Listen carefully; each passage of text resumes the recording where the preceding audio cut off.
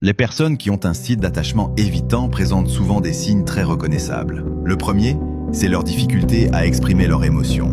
Elles ressentent beaucoup de choses, mais mettre des mots dessus, c'est presque impossible pour elles. Elles ont peur d'être vulnérables, peur qu'on voit ce qu'elles ressentent vraiment.